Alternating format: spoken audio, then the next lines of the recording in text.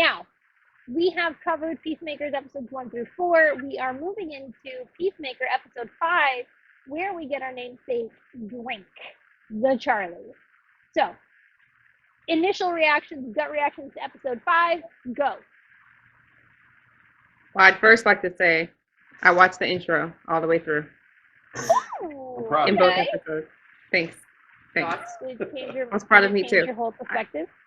No, it's an intro, but I watched have a question though.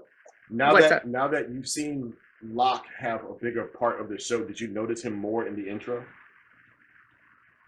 I didn't notice him until episode 6's intro. Yeah. Was he in episode 5? Yeah, he was in all of them. Oh, he's been in all the intros? Yeah, but I didn't notice him until last week's. No, no. I noticed him in episode 6. So, okay.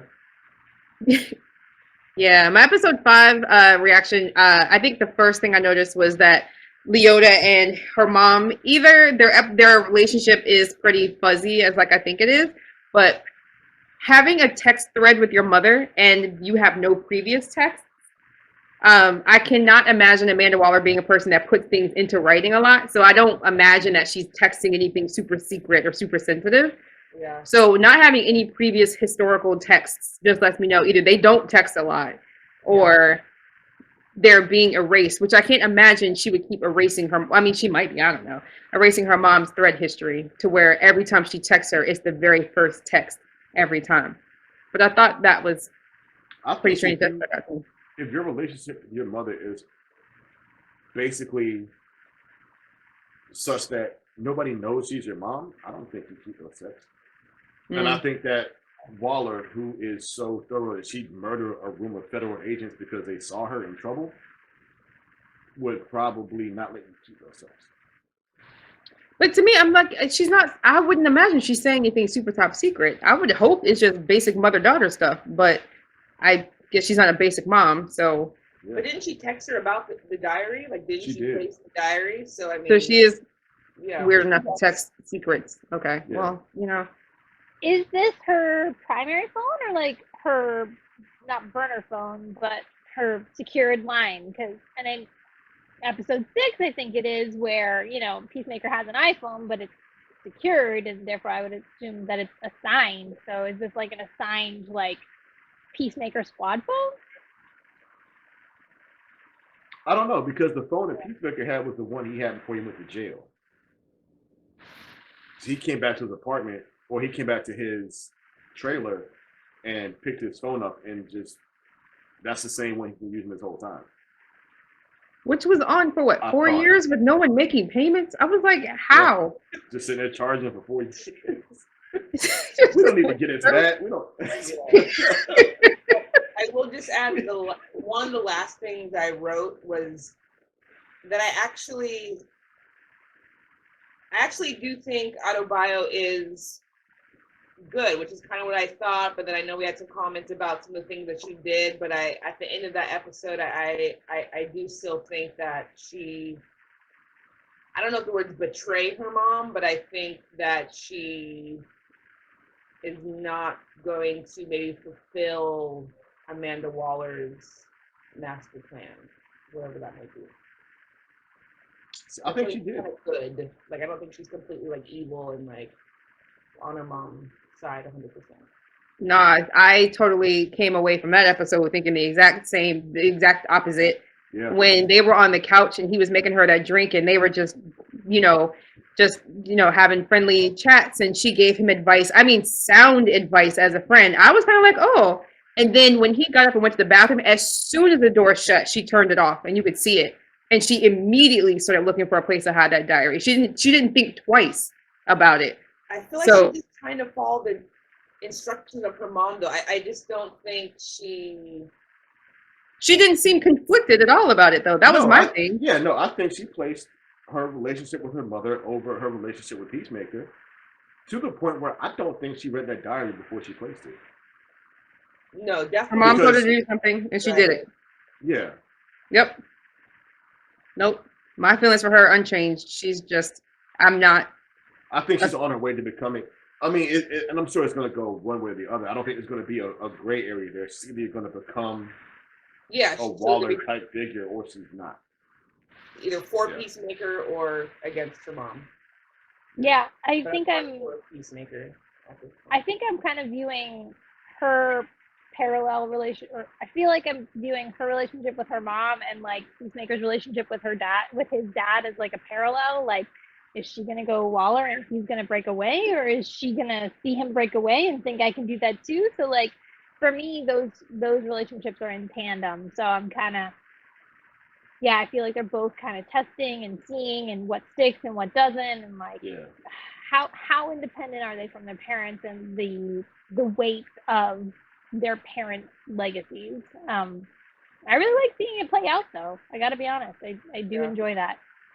See, I'm gonna say I'm on that, but I guess it's something we get into when we get to episode 6. I don't want to jump ahead, but knowing what I know now about Peacemaker's relationship with his father and what happened with his brother. I mean, yes, his dad's a racist and unconscionably horrible and all that other stuff, but at that point, I think I could see where Peacemaker's need for his father's approval. I see where that comes from now, and I think that because of that, that's why he's so mad at Economos in episode. We sit there rattling off all the names of the people that he could have put in instead of him. And basically it just boils down to Economos realizing what's happening. And he apologizes like, hey man, look, I know, you're upset at me about basically framing your dad. And Peacemaker just some conversation, basically like, yeah, I am, fuck you. And I think a reasonable person will look at it and say, well, why are you upset about that? I mean, once you get into episode 6 and you see everything that played out with his brother, you can see why he still wants his father's approval so much. Mm-hmm. Yeah, because up until then, you are kind of trying to figure out, why do you care about what your dad thinks about you? Yeah. Knowing who your dad is and what he says and how other people view him, why do you want his approval and his love so much? Oh, shit. Hey, everybody. Spoilers ahead, because he killed his fucking brother. We didn't say that at the beginning, so I just want to get it out now. Yeah, you fine. I gotta be honest, I don't know if that's necessarily true yet. Like, we didn't see what happened. We saw the aftermath and we saw his dad say, you killed your brother, but his dad is not a reliable narrator. He is somebody who manipulates and has his own reality. Okay. So I feel like it's very possible that there was just some very innocent child play happening. His brother I'm totally going on my own theories here. His brother's epileptic. Maybe he there's a mirror and he reflected the sun. His brother has a seizure. I don't know. But I feel like something very innocent happened. His dad put it on him as a way to cope, as a way to manipulate, it had some end game. But as an adult, that will be part of Peacemaker's internal reckoning, is that I was lied to. This fundamental thing that has shaped my character and my beliefs was put on me and was not real. Yeah, I think the only thing that didn't make sense, he was foaming at the mouth, and if they were fighting, that's not a norm. I mean, that's not something that typically just happened to be knock someone out. So definitely, so there was another element of some, whatever, poison or something that happened between what we think was a fight and his dad telling him that he killed him. So you think that the dad essentially caused the brother to die and then blamed it on him? Yes. Or I can see that. Because his dad is well, I can go away for this, but you're a minor, we can cover this up. He's in a position of power, and we know that he abuses positions of power. We know that he thrives on being in a position of power. He has a whole fucking cult in jail. He likes this, I can't even think about how to articulate it, but he likes to be kind of worshipped in that way. So how do you get people to worship you? You can't have fault. You can't cause the death of your child and still have this kind of cult of personality around you. I I just think that this is not the actual story, and I think that it's been what's handed down to Peacemaker as a child, and he just believes it because he was a kid, and that's his dad, and he believes what your dad tells you. Yeah, when you talk about like the approval, like if he thinks that his dad knows that he killed his brother and he's covering it up, it's like that's kind of the storyline that I see. You know, I think of Succession where his dad covered up him killing a waiter in that show. It's like you think that they have this thing hanging over you, so you don't want to break any like trust or loyalty just because they have a dark secret about what you've done. And if you think he's killed him, then he's maybe never going to completely cut off or cross his father. Okay. See, the way I was looking at it was from the point of view of he and his brother got into the kind of fight that siblings get into. He accidentally killed him. And then from then on, his dad's kind of doing the whole Dewey Cox thing. It was like the wrong kid died. And Peacemaker, in trying to live up to what I guess maybe what his father had planned for his brother, kind of tried to step into that role. So that's why he takes that abuse. Like, yeah, you know what? My dad hates me, but y'all don't understand why. Mm-hmm. He hates me because I killed my brother. So I understand the hate that is being put upon me. So that's how I took it. But I could also see where y'all are coming from, where like maybe his dad used that to manipulate the situation and kind of create what he wanted in Peacemaker. Even if it was a failed project, you know, just the start of it. Mm-hmm. Yeah, it'll be interesting to see what the kind of final storyline is about. Yeah, it's very possible. I was gonna say, it's very possible, like what David is saying, like it's very possible that it started out as his dad trying to create his like villain origin story, and then like Peacemaker just goes dark, and instead it kicks off what we see, which is kind of more of a redemption arc. Like he really wants to do good, but he's just not very good at it. You know, like he's just he fumbles a lot, and so that's where the sense of shame and you know, just distaste and disdain from his dad comes from. Like, you were supposed to be a villain by now. Fucking like just go evil already. I've been working on this for a while. Like, you were my failed project. You're my failed progeny. Yeah, and you can see where he's kind of there, just not all the way. Where he's like, he relies heavily on Facebook. He relies real heavily on Google. He doesn't really care too much about facts. When they try to talk to him about, you know, not saying Oriental, you know, and saying Asian instead, where he's like, yeah, you can't say it's bad, but he doesn't really understand the why behind it. Mm-hmm. So I think his, like, maybe he didn't get all the way through the indoctrination that his father wanted him to get through. And that early stoppage kind of saved him from becoming like his father. Or maybe that's exactly what his father wanted, is somebody that doesn't question the sources.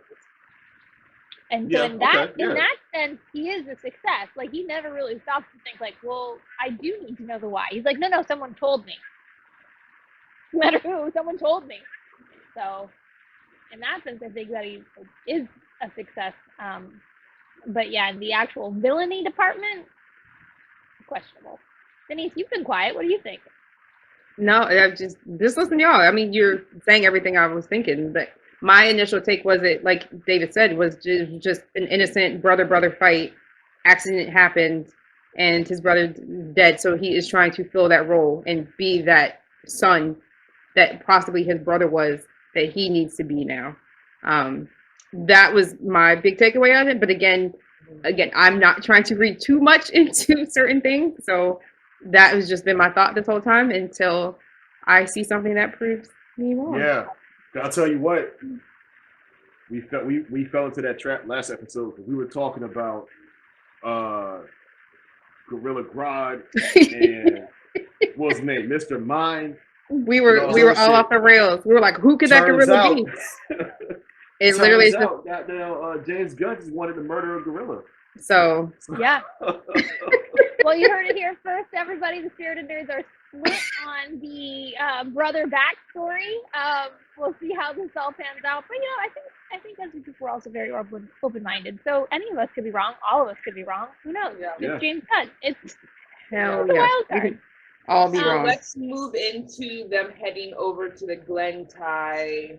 Well, before we do that, because there's one thing that was actually funny to me while I was thinking about it, because I'm always very curious about, because I love alien movies and just what they think when they first get to that host planet, and watching Economos' PowerPoint presentation and then them just going back and forth and just fighting with each other, and just watching Mern, now knowing he's a butterfly, I'm like, I wonder what he thinks of the human race. He has to think we're Fucking idiots. idiots. Yeah. We're fucking idiots.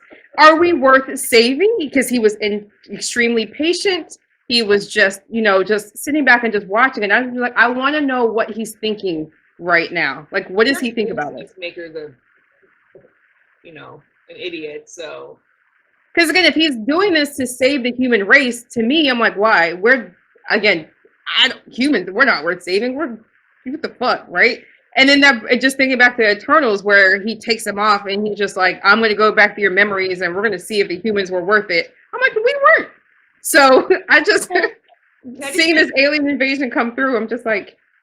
Just a comment, maybe I totally missed this. So you just said that he was doing it to save the human race. I thought Mr. Mern said he was doing it for his own species, but maybe I misheard that.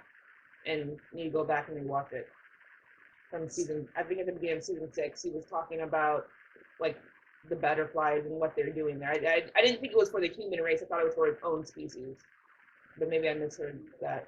No, Watching at the end of the day, he's trying to stop like this whole alien invasion from coming in on Earth. Yeah. Like they were good here, and then they Initially, weren't happy with just being butterfly. Like they wanted to take over the planet, so that's when he. Got it initially for themselves, but then it kind of spiraled out of control. Yeah, but I don't know, just that whole scene, I was just like, I really want to know what he's thinking, because are we really worth saving, or is this Earth worth saving, or like, is it worth it? No, but I digress. And then also, the quote from Peacemaker: "What happened to the good old days where you could nonstop fuck with somebody without them claiming to be a victim?" And that kind of goes back to our first topic in the first half of the episode, with everything happening. Like, what happened to the good old days where I could just do what I wanted, say what I wanted, and just move on with it, and it just is what it is, and nobody gets hurt, and while all of a sudden we have victims come out from the things that I say, and what I say, what I do actually has consequences and victims. What? Context matters. The people who have historically been able to just say whatever the fuck they want and get away with it without any consequences or victims have been straight white men, just like Peacemaker. So it's not lost, I think, and hope on the audience, like the context of a comment like that. So any other like super memorable highlights from episode 5? There are tons. I mean, jump into the next scenes. Can I just go on record? I'm good until we get to the Glentie plan. Can I just go on record and say that was probably one of the best PowerPoints I've ever seen? Like, I don't understand. I understand Peacemaker was upset about his father being thrown in jail, but he did not have to come for that PowerPoint as hard as he did, because I thought Economos did an amazing job using visualization to get the message across. Just had to go on record and say that real quick. Look, also go on record and saying that Denise is a Virgo. What does that have to do with it? That's why she enjoyed the PowerPoint. Also, are Virgos easily impressed?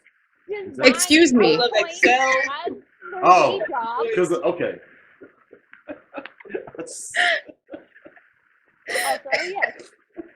I might do a lot in PowerPoint, and sometimes an explosion is really what we want to put in there, but in a professional context, it's not called for. In this context, fucking go for it, Economos. It can be used in a professional way. Okay. Denise just accepted that challenge, everybody. Just you wait. Professionally, I am now waiting for Denise's explosion in a PowerPoint. You'll see it. But yes, Mariah, van right over there, Mariah's super hurting awkward, us. And Right, right to Mariah. Glenn's high now. super awkward. About to get real. Oh boy. Really, my first note was I love that Peacemaker just goes in and starts shooting. Like, there's no warning. He's like, well, they're butterflies. Like, fuck it. I know these are not humans that I have any, like, emotions for, so I'm just gonna fucking shoot them.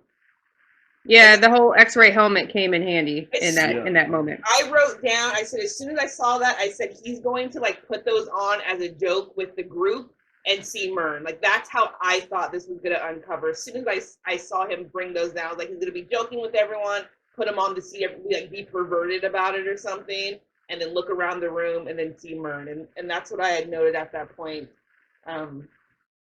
Wrong, but that's how I thought this was going to break loose.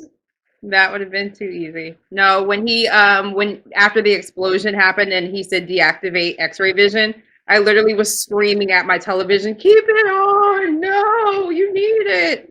So yeah, it would have been too easy if he had just had the X-ray vision on throughout the episode or throughout, his time with the group. So I don't know. I just loved it. Like, you're gonna be cool, right? Like, I'm totally gonna be cool. Like, you're gonna be cool, right? Like, yes, I'm gonna be cool. And then blam, blam, blam, and like heads exploding. Like, that's such. It's just such a great action moment. Danielle Brooks again, just It was fucking perfect. She was like, I thought she was gonna be cool. He was like, y'all chill as fuck this whole time. What you talking about? It was cool as shit. He said, don't I seem calm? Like, I seem chill, right? Yeah. I love it. So, shout out of the episode goes to Charlie. Who wants to talk about Charlie, as that is our featured drink? I don't know. I mean, maybe you guys all caught this, but I think off podcast, Shauna I think you might have commented about a theory of who you thought Charlie was, and yeah. So maybe you saw this. So if you go back to episode 4, when he's in the house with Vigilante, on the news they say a gorilla was stolen or whatever from the zoo, and obviously how we know that gorilla that was stolen is the gorilla that is Charlie. Yeah, so what I was referencing, I was wrong. Let's start with this. I was wrong in my theory. I was doing the deep dive. Look, guys, I love conspiracy theories in fandom.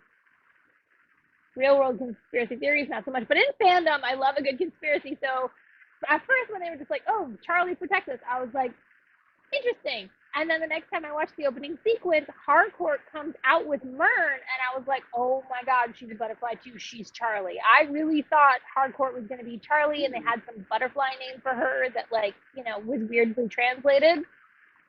Okay. I was 100% wrong until I saw episode 6 when Harcourt's like, yeah, of course he's a butterfly. Fucking everybody knows that. God damn it. Catch up already, Adebayo. And then I was like, oh, okay, so what I misread it, but I wasn't that far off. Charlie is, in fact, the gorilla who meets a very interesting end. I, as an animal lover, had to fight back tears.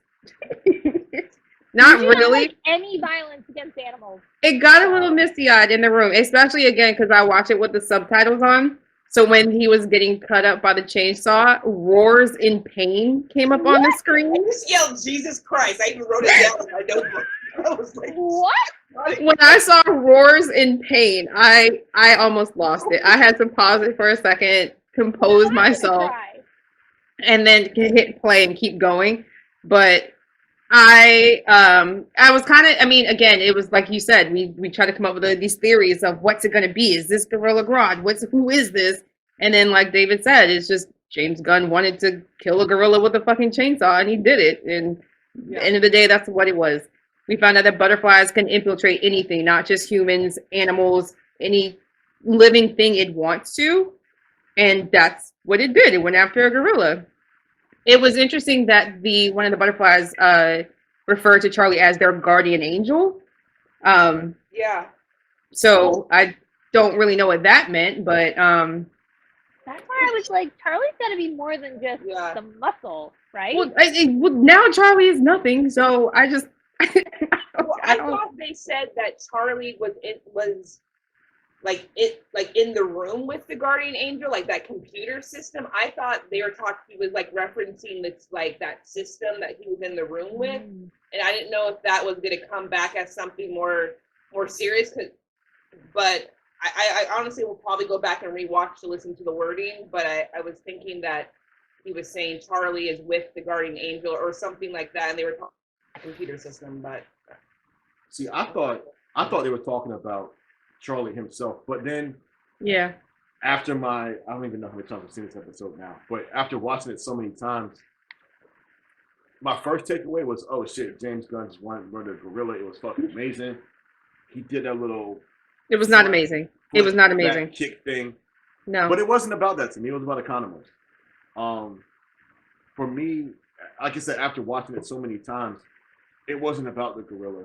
It was about the fact that Economos has been this character for the last couple of episodes has been really put down upon. And it started in the truck when they were talking about 11th Street kids and Hanoi Rocks and everything. And that kind of respect based on music from Peacemaker to Economos happened. And then Economos is in the van watching everything. He's like, holy fuck, all right, I got to make a choice. I got to get out and do something. And he made the most badass choice in the history of mankind and said, I'm going to take this chainsaw and I'm going to run it through this fucking gorilla. Ugh. Denise, I know you're disgusted. That was the coolest shit on earth. No, it wasn't. His face is all fucking red. Peacemaker's all No! red. They're high-fiving and shit. Like, you just fucking murdered a fucking gorilla. Do you hear what you're saying? Denise is having flashbacks to Roar in pain. Like yes, I'm super sad that a gorilla got murdered. A lot of people have been murdered on this show. Nobody seemed to care when Amy got liquefied. They picked up her face and she thought it was pizza. No, we didn't say shit about that. The gorilla got ran through, and I feel like the only reason that had to happen was because Peacemaker really needed to connect with Economos. And I feel like that was just the vehicle that drove it. Yeah, because they were coming in, shooting people left and right, taking people out. No one could kill that gorilla. And at the end of the day, it was tossing them all around the room like they were rag dolls.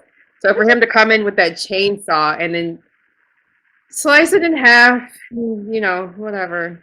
Like, that did earn the respect from the team. The Peacemaker should have respect for him at that point because you know who didn't best judo master ever? Peacemaker. You know who He kind of did actually take out judo master? Economos.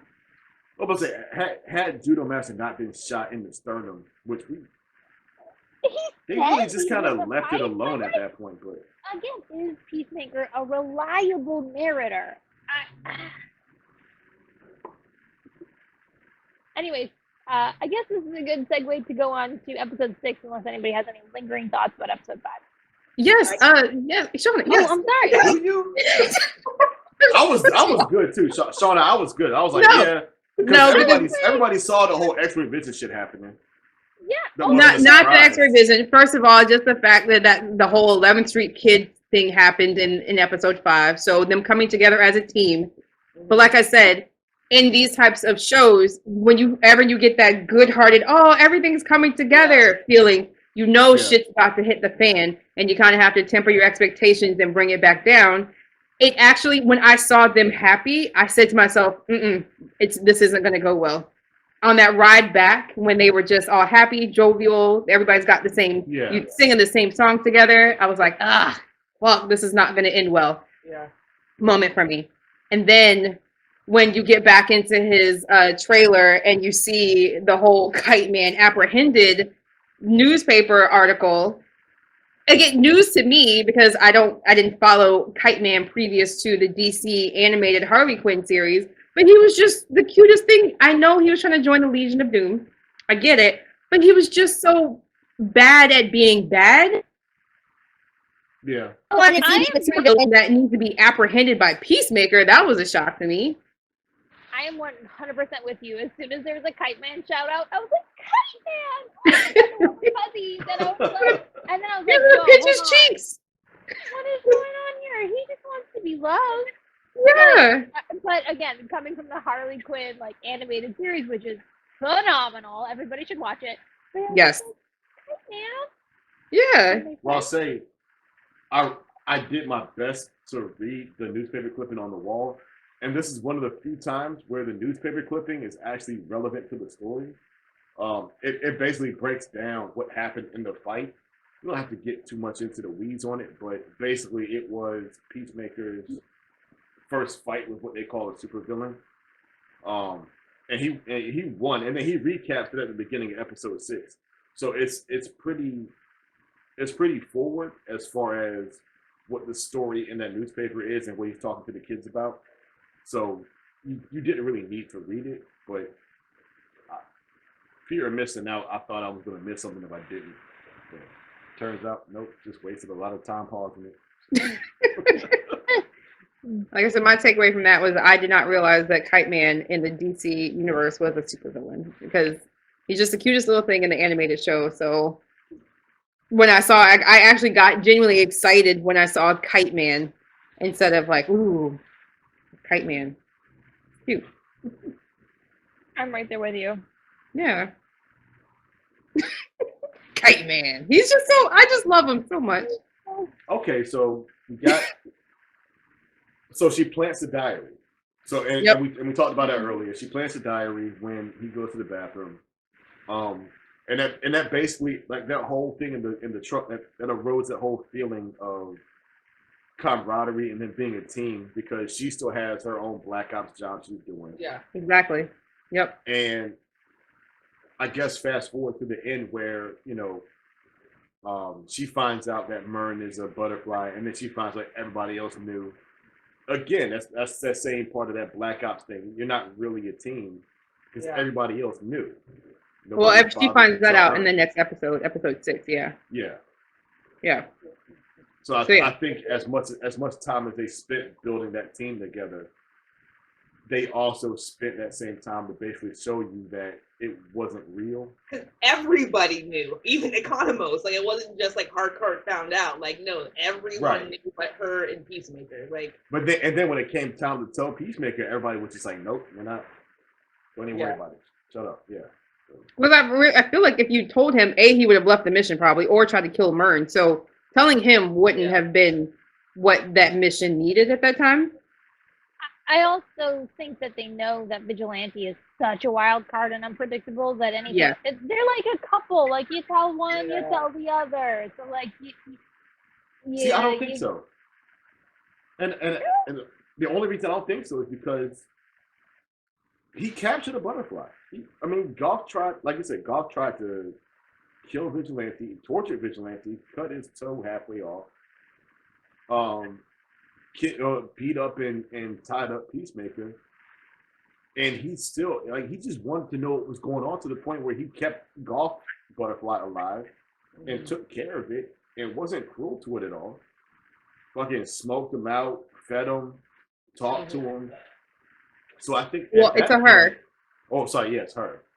I think at that point it wasn't him overreacting or just trying to murder anything. He just wants to know what's going on. So if you tell him, hey, look, Mern's a butterfly, I don't think he was going to kill Mern because he didn't kill Golf. Well, I guess now we're in episode 6. Can I say are. that without? Oh, my bad. Yeah. We definitely are. Yes. Okay. I think Last time we said it was a big deal. Yeah, you're good now. We moved on. My first thought, as soon as we saw Hardcore walk up and like, okay, so clearly she knows. It's like, now, so there's this diary, and like, what does Amanda Waller know? Like, does she know that, Mern is a butterfly? Like how much does she have? Because obviously she's obviously not going to share everything with Autobio, which, of what this master plan is, but it's like,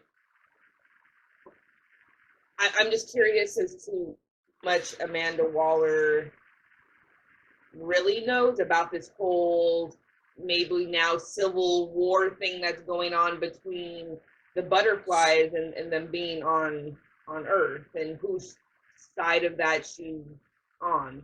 So getting and we can go back, but getting to about midway through the episode when the cops find his diary. If you pause it when the cop starts looking through it, you can see the stuff in it. Waller knows about the butterflies, and it feels like her intention is to basically make Peacemaker the fall guy. Because in the diary, it's talking about how a lot of politicians and Hollywood elite and everybody have been taken over by demons. And it even says at one point that that the demons go in through their butts. Are we in lizard people territory? Is that where we're? Well, yeah, like so, like in the like, and I feel like she basically did it just so that after everything was over, win or lose, they could just pin everything on Peacemaker as a as a crazy person. Because like it's not butterflies, he says it like demon crats or demonic crats or something like that. It basically says, you know what's funny? I read that as Democrats. Is that what that said? It reads like Democrats was like demon crats or something like that. Yeah, it was on the top page in red. I could have sworn that said Democrats take over. I was like, what? Demon. So, demon something. That's funny. Okay. If you haven't heard, all of Hollywood and all of the top Democrats are part of a deep state pedophile ring and they're all lizard people wearing their famous faces. And that's basically what the diary was. Interesting. Okay. So I was thinking maybe it was something else in there because jumping all the way till the end, when the chief is now a butterfly and on stage and they're saying they're going over what was found in the diary. I thought that they were like making something up about Peacemaker knowing about the butterflies based on the diary. So because he's a Warren. So I wasn't thinking that's what it said in the diary, but maybe they were telling. I thought they were lying basically, but maybe they were then telling the truth. Well, I think they were lying about the specifics, but yeah, the forged diary was basically to make him seem like a deep state and like crazy person, pretty much. Jumping back to the very beginning of it, though. Sorry, Sean, go ahead. No, go ahead. Back to the beginning. Just because this was one of my favorite parts of the episode. That monologue by Myrn when he was talking about what the takeover of Myrn's body was like, how she thought that he was, or he or she, because I don't know if that alien, what their pronouns are, but just how they thought that he was a person who deserved to die because of what they were and how they felt like they robbed him of that chance to change. That was just hearing that was just, it was, I don't know how to explain it, but it was just so powerful, I guess is one of the words that I could use for it. And then just, I hate waking up to his memories every day. Man, that just tore me apart hearing that. And then just reading just James Gunn saying that monologue is that was what he auditioned with and how he got the role with that monologue. It was such a great, I'm getting goosebumps right now just thinking about it. That monologue itself was just probably one of the highlights of that episode. It was perfect. Yeah. It was perfect. Yeah, absolutely. And it actually ties exactly with what I was going to say is the performance of the actor who plays Detective Song. I think it's Anna Chang or Anna Chong. I don't know how to pronounce it necessarily, but like her performance going from pre-butterfly to post-butterfly, that monologue was all I could think of.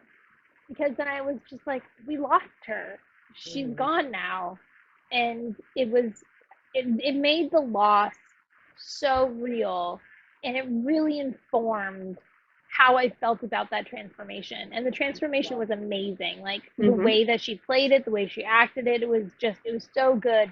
But I think that they needed that moment, that monologue to really set up what happened to her so that you really felt the loss of that character. Because she had such great integrity. She was doing the right thing. And then she's gone now. It's like when you learn that Groot isn't our Groot anymore, and you're like, wait, what the fuck? James Gunn, you took Groot? I thought he was what? No, it's totally different Groot, and you just gotta live with that, and that's really heavy. Ugh. Yeah, Sorry to bring up Groot. I know that's a lot. You hear how quiet we all got? I know. Moment of silence. Man.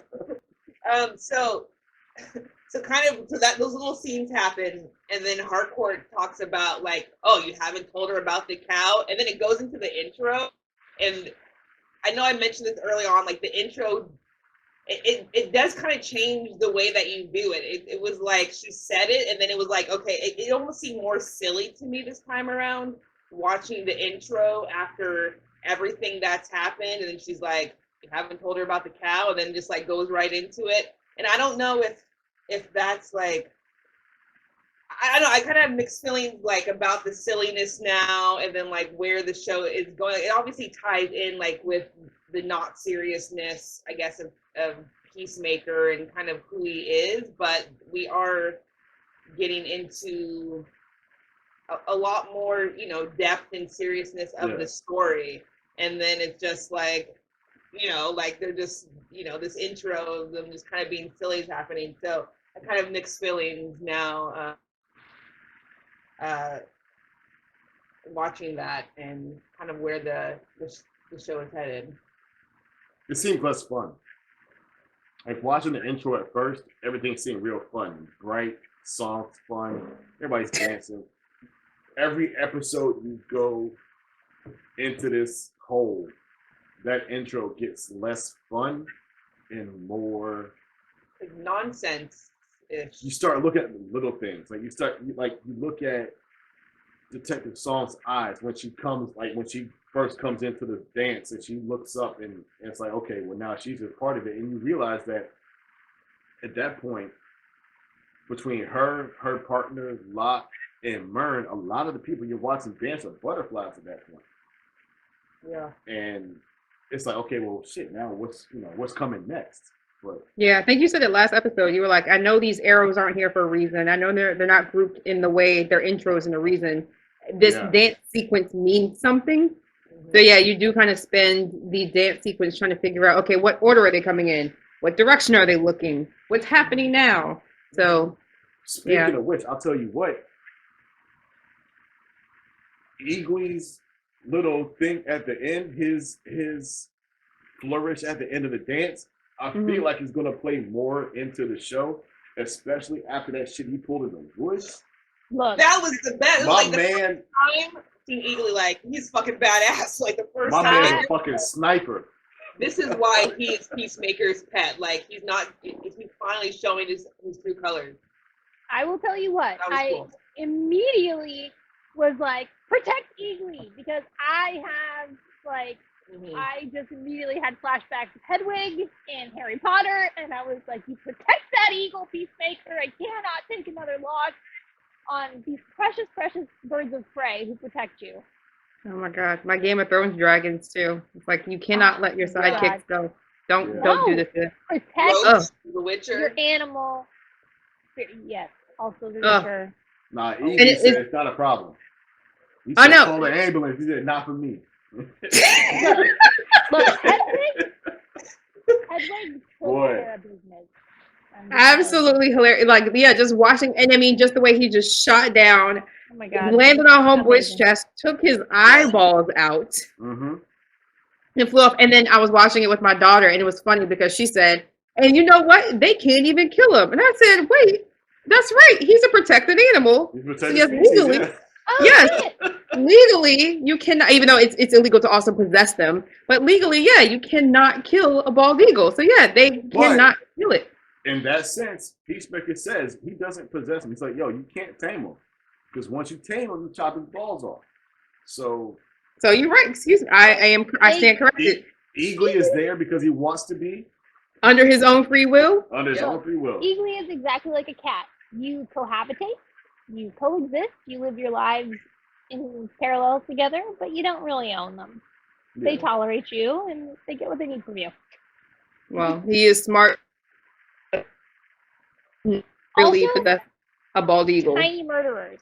Speaking of murderers. Beautiful thing. Yeah. He did what he had to do in those woods, and yes, that was pretty awesome. Pretty awesome. Speaking of woods. So Detective Song decides she's going to be a hero, and that does not work out for her. No. Anybody have any thoughts on that? And then one other thing towards the beginning before we move on. So one thing that I think is really cool is how they represent the neo-Nazis just like throughout this. They like, I love that James is obviously we're these neo-Nazis, but it's not like these literal our world, our timeline, like neo-Nazis. Like if you notice, they salute with the right hand, they salute with the opposite hand. The Confederate flag is all in silver on the side. Yeah, I saw that. Yeah. And then obviously the KKK hood of getting kind of ahead of ourselves, but the white. I ain't think anybody can make those hoods look dumb as shit, like more than they already were. But when I saw what those hoods look like, I said, these dumbass idiots look even worse. Like stupid cats. They don't look like dragons at all or whatever the fuck they're trying to be. I'm like, you don't look like whatever it is you're trying to be. Yeah. I didn't think those hoods could look any dumber. But now I'm like, are they also an allegory for the pussy hat? No, right? No. White dragon. No. Okay. Just checking. We can move on. No. Okay. I can't remember what the new captain's name is. Is it Captain Locke? Locke. Yeah. Man, the way he looked them in the face. No, don't kill me. Oh man. And executed them. Did you see the end credit scene? I saw the end credit scene. Yes. That was my shit. So good. Yes. Yes. It was. Oh, go ahead. I just loved it. Where like Sophie is like, people don't think about how smiling on every face is different. And then she gives that weird smile, and then the end credits totally tie it back, and you're like, oh, this is so weird and creepy. Kudos to that actor. Where she is an alien that's trying to figure out how to portray happiness, but then at the same time in the end credit scene, him as a human being is trying to figure out how to be sad. Oh man. Yeah. He did an amazing job of that. I actually wondered if he was a butterfly taken over by a butterfly. I thought he was a butterfly the whole time as well, like, but on Mern's side. Yeah. See, I didn't, and the reason I didn't was because back, what was it, episode 4 or 5, when Mern is first sitting in the room with them, and they're talking about the country they took over, and Mern's saying it's like you killed a lot of people, and Locke is like, now you're gonna play fucking holy like you didn't. Like he knew the old Mern, and new Mern is like, yeah, you're a monster. He's like, yeah, motherfucker, so were you. So what? So were you. Yep. But I've changed. I was actually envisioning like a little butterfly war and like civil war inside his brain, trying to like take over. So no, he was just a person. That was him. Yeah, that was just a horrible man who put on a fucking show in those woods. To the point where Peacemaker was like, what the fuck? The end of it, where he's just sitting there trying to figure out how to be sad, and he can't stop laughing. He's just looking at the dead guy. He's like, look at you. And he fixes his tie for him. He's laughing the whole time. So good. Oh. Yeah, one of the best performances in that episode. Yeah. I'm so sad he's gone. Yeah. Because, I mean, whatever he is now, he's a butterfly. I want that psychopath back. Yeah. Speaking of which, Burrow was, that was absolutely disgusting. It was a lot. Yeah. I was going to say, speaking of, it's kind of like talking about the butterfly burrowing in the woods. Why do you think Goff took over Song when Peacemaker and Vigilante were both right there? Well, it wouldn't work. Adjacent question, because like I feel like Peacemaker and Vigilante, although kind of dummies, we're not cruel to Goff or the butterfly that is Goff. And then she inhabits Sophie, and she's like, "Go fucking get those guys! Like I hate them." And I was like, "Whoa, that feels like, weren't you just trying to like tell them peace and stuff? Like, what happened that I missed?" I feel like she was trying to accomplish a goal. And no matter how she feels about Peacemaker, because I genuinely felt like she liked Peacemaker. And I feel like once she went through Song's memories about her partner, like when they were sitting in the they were sitting in the police station. She's like, you know what? Just enjoy this. I want you to enjoy this because what's coming next is gonna fucking suck for you. I feel like she's not evil. She just has a different point of view on how to fix the situation. Well, like Martin So- said, they don't feel emotion, so there is no Right. emotion to it. So liking him, not liking him doesn't help whatever plan she has. But I just was wondering why not take over him? If he's the person standing in your way and your whole motive now is to go after him and find him at all costs. He was right there. Why not take him over? Well, Well, I mean, what do you do? Because if you take over Peacemaker or you take over Vigilante, where are you going to go at that point? yeah. I But if think you take over as a strategically- detective, yeah. People are so in power. Yeah, and that's what they target, right? They target people in positions that they can Right. network and do that. But it's interesting that you were talking about, enjoy this moment, because the way that I kind of interpreted it was she knows that a butterfly is going to come in and inhabit that person's brain and probably not have a lot of great memories to go through. So, like, let's just create at least one memory that's nice for you to have to wake up and relive. Like, you enjoy this person, you enjoy our dynamic, and that's just one more happy memory that my new comrade is going to have when they wake up in the morning in your body. Okay. See, I took it as more of a, hey, you know what? I've Shit's gone about to through hit the fan. Detective Song's memories, and she Mhm. likes you. Mm-hmm. And because she likes you, I want to give you this last little bit of happiness before I effectively kill you. Man, Yep. yes. It was some DC shit for sure. Yeah. It's pretty awesome the way he did it. It's good. Brutal, Well, but awesome. are we at the end of Peacemaker episode 6? Well, we find out that there is a cow apparently hidden underground making all of this embryonic, not embryonic fuel. I don't know, what would you call Like you it? said earlier, making a slur. Right? Yeah. I was like, if there is not, at the end of this, if there's not an alien underground, like this huge alien, like in Futurama, just pumping out slurm, this was all for nothing. It's all for nothing. I cannot, Yeah. it cannot be an actual cow. I will. I feel like I it's going to can't. be gross. I feel like whatever it is going to be fucking disgusting. Yeah. And I feel like no, but I feel like maybe one of them is going to make it out. I wouldn't be surprised if nobody makes it out. But Oh, I hadn't even thought about that. that's where I'm at with the whole dance sequence and everything. I feel like nobody is going to make it. Ooh, Let's I hadn't even thought Suicide about that. Squad vibes. Yeah. Aw. Damn, David. Denise can't handle My this bad. on a Sunday afternoon, David. We already killed a can't- My gorilla. fault. I can't. But no, it's true. Like I said, anytime you think when that whole happy team happened and the selfies going off and everything, this is not going to end well. So I need to prep myself for it. You're absolutely right. And then just the last thing that happened to me in this episode where I was like, what? Was when Leota's wife was like, let's leave this all behind. Let's go back to Gotham. I was like, oh, girl, for what? No, Why? Who still lives in Gotham? go back to Gotham. Who the fuck says that? No. Ugh. Smart stays in Gotham? Jesus. Shit. Have we Shit all over learned the place. nothing? Obviously they have not. So I don't know. So yeah, episode 7, apparently shit's about to hit the fan once again. We have 2 more episodes Dang. left, It's 2 more episodes, so buckle up. but there's already a season 2. So do you think everything's going to wrap up with these 2 episodes? And No. No. okay, so you think it's going to carry over into season Well, 2? see, and I know there's going to be another Suicide Squad project that James Gunn is bringing to HBO Max. So I'm hoping they tie in. Nathan Fillion. That's what I'm I'm thinking. I'm clapping hoping over the you detachable kid, because he didn't die.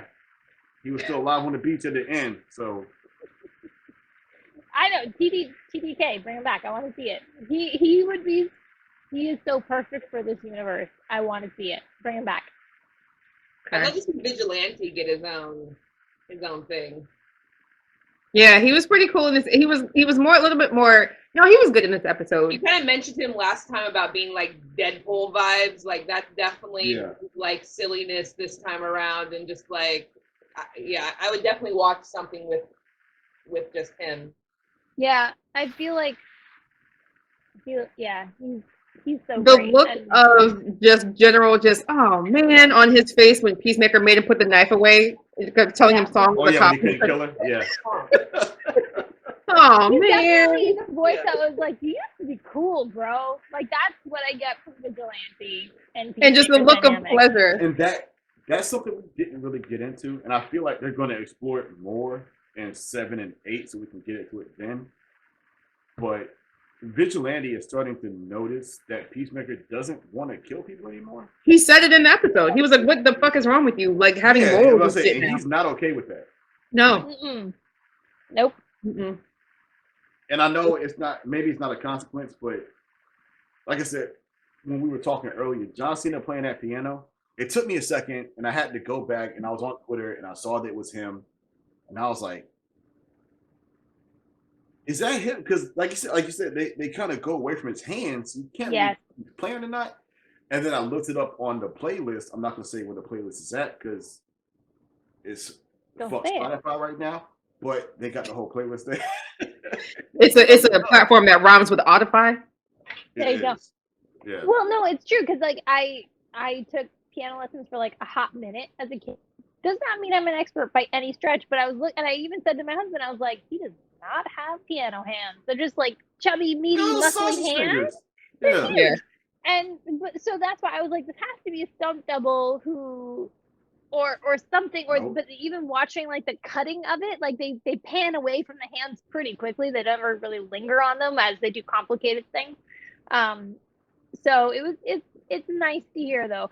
And I will take ownership of this. I underestimate former wrestlers as actors because I did it with The Rock and I do it all with John Cena. I'm always like, can they do it? And then they really just come out with these great, amazing performances. Well, yeah, that's all and, like, wrestling is. Wrestling I'm is. gonna be that guy. Yeah. I'm gonna be that guy to say that The Rock is terrible. I don't like him in anything. He's the same person in everything he does. He's the Rock, like he's the Rock in the jungle. He's the Rock in Los Angeles. He's the Rock somewhere else. John Cena, the emotional range he's had to show in this, between Suicide Squad and this, I think is harder than anything The Rock has had to do. And I'll tell you this, I'm sure when Black Adam comes out, it's just going to be Wait for that. The Rock in ancient Egypt. It's good. He's going to do maybe they give him a catchphrase. Maybe he does the eyebrow thing. But I don't think he's going to encapsulate the spirit of Black Adam the way John Cena has taken the spirit of Peacemaker. And like I said, as an unknown, and just turned him into somebody that is a real anti-hero. I think like watching it. Go ahead. I was gonna say I think I see your point. I hear you.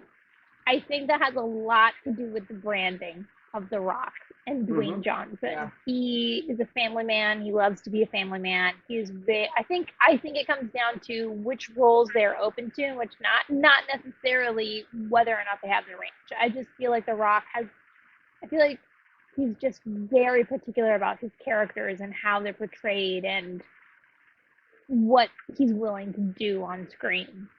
Yeah, I mean, But John Cena is amazing in this. Yeah, I mean, someone who loves The Rock. I mean, his characters definitely are. I mean, they are the same. Like I remember before I even saw Jungle Cruise, I saw all these things that were like. Do you love The Rock or do you love Dwayne Johnson? I love them both. So and I same person. Well, I mean, both He doesn't know who he is anymore. It's all the same person. Like people were saying, like watching Jungle Cruise, like, oh, I've seen this before because yeah, he just did it in Jumanji. Like it is the same. Yeah. Like I've seen this movie already, or Yeah. It's the same. But he's The Rock.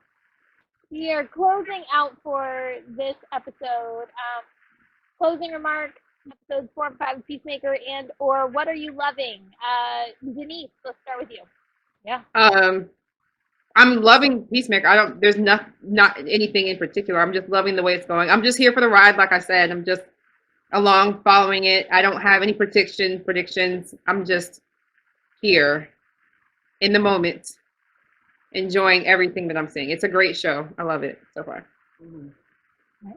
Love it. And I David, really, really, really hope he is taking this opportunity to make that cow just a big, fat, nasty alien that's just literally just pumping out this fluid just nonstop all day. I know that the look on your face, Shauna, Yeah, that's what I want to see next week. So he's a horror movie aficionado. He loves horror movies. So I really feel like this Yeah. alien is going to be just nasty. And If you've seen Slither, you know what he's capable of. I don't yes, wanna that hear is He can get gross. that's my only hope is just this alien is just bleh, like I can't look at it. So yeah. Mariah? David, Mariah. No, go ahead, David. Really looking forward to Peacemaker 7 and 8. I know I said it last time, February 22nd. Destiny 2 Witch Queen expansion drops. I'm really looking forward to that. I think like 2 weeks after that, the world's first raid comes out. So I'm really hyped for that. So I didn't know we were doing just anything we were happy about. I thought it was just the whole. I was So because thinking I'm. of an option of 3 things to chat about. You all have feelings about them all. So. Oh, I was about to say because I also heard this week's episode 7 of Demon Slayer is hands down historical. So as soon as this wraps, I'm going to go to my TV and watch that. And yes, just wanted to say that too. All right, Mariah, before my AirPods die. No comment. On nothing? You're not happy about anything? Look at that. You can't make that face with the Eagly sitting beside you. The Olympics, you got something? Go. Black History Month? You got you're sporting the goods. There are just too many season 1s that I'm waiting for to expand into a season 2 Okay. that I'm just trying to find something to watch. I mean, give me some suggestions. I'm just like, Murderville. It's the only thing I'm looking forward to because we're talking about it. Like, Murderville. I watched Watch it Murderville. already. You watched all of it already? Yeah, I've already watched it. Go watch Oh, Mythic shit. Quest. It's Go watch amazing. Mythic Quest. It's good. Yeah. Have you I seen? watched the first episode. I couldn't get into it, so maybe I'll give it a second try. Just do it. It's worth it. Have you I'm- seen I or love it. Righteous Gemstones? Have you watched Righteous Gemstones yet? I'll need to watch the maybe last Sunday's episode. But I'm Okay. caught up on- You're all caught up on that too? Yeah. Jeez. Just keep going with Mythic Quest. It is such a great. I want more tech. So, like, I'm just waiting for things. There's so many shows I'm just waiting for them to drop. Did more. you watch the animated Go Harley watch- Quinn? The what? The animated Harley Quinn. No. Go watch There it. you go. Mariah, Yeah, please watch That that. one. Yes. please watch that. Please Yes. watch that. I am trying to get back into Breath of the Wild on Switch. I am so rusty. I picked it up the other day, sitting in a parking lot waiting for my vet, and God, I'm so rusty, but I'm so excited about anything Breath of the Wild 2 coming down the pike that I just need to get up on my skills so that when that drops, I am ready to crush it. And Mariah, do you want to drop our socials before we end the podcast? Yes. So please make sure that you follow us on everything. We got it all. Instagram, Facebook, TikTok, Twitter. Subscribe to our YouTube channel. That drink hitting her right now. The spirit. Yeah. The Spirited Nerds. It's everywhere. It's on everything. So follow us. We got some good stuff coming out for you. And All right. yeah, and follow us and tell us what you want us to cover if you have some strong feelings, because betcha by golly wow, we are going to have some strong feelings about it too. And thanks for tuning in for episode 2. Spirited Nice. Nerds.